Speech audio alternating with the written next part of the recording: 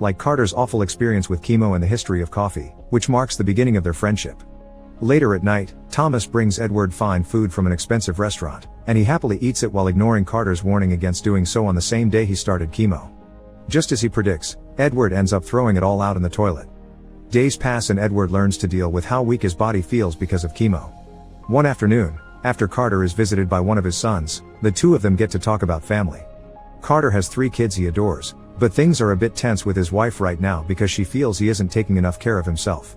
He wanted to be a history professor and even started college when he was young, but when Virginia got pregnant, he had to look for a job to support the family. Edward, on the other hand, has been married 4 times, and none of those lasted long. He's been making money since he was 16 and work is the most successful relationship he's ever had. Days continue to pass and both men support each other while going through the side effects of chemo. They also enjoy each other's company and have plenty of philosophical discussions, or even play cards.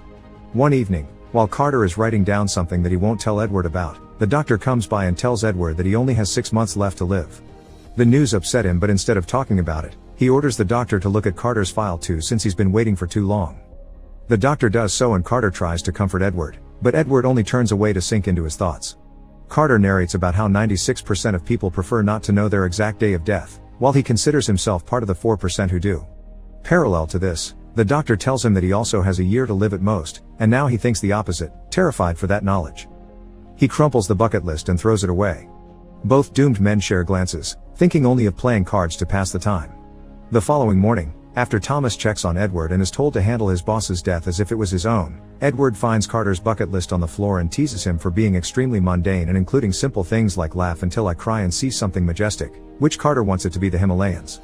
Edward begins adding things of his own, like kissing the most beautiful girl in the world and get a tattoo, then tells Carter